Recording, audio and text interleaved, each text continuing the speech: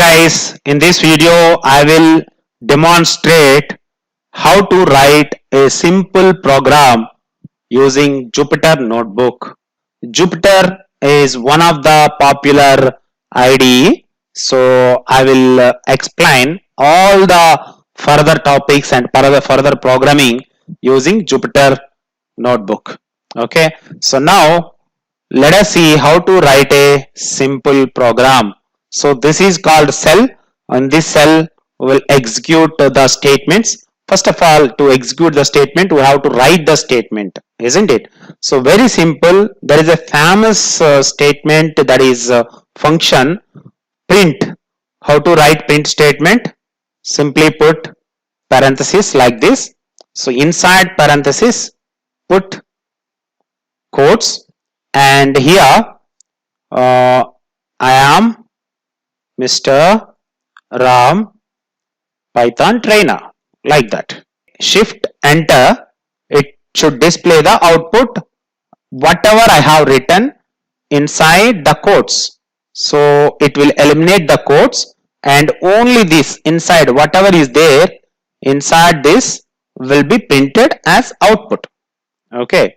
So not only that, you can also print something else like so once you type few characters like this and hit tab from your keyboard, so that it displays the help. So what are all the available options? So simply you can choose whatever the option that you want. So I am choosing print function and putting again this parenthesis and quotes, and whenever you press shift and quotes, single time if you press, you will get two quotes here. Once if you enter quote, automatically second one also will be displayed. And now I would like to display only one. Hit enter. So it displays one. And if you enter 2, it displays 2. So like that, so on. So whatever you want to enter here, that you can enter, like hello world. So this print function will use frequently in almost all the programs. That's why you should know about this print function. So that is very small thing, but using Python programming language with single statement you can execute, means the program is executed, and also you can call this single statement as a program. So nothing else, just I am removing all these things. So this itself is a program. So programming is nothing but you should know how to write statements according to the programming language. So once you can write the statements according to the programming rules and regulations, you can consider that you know programming.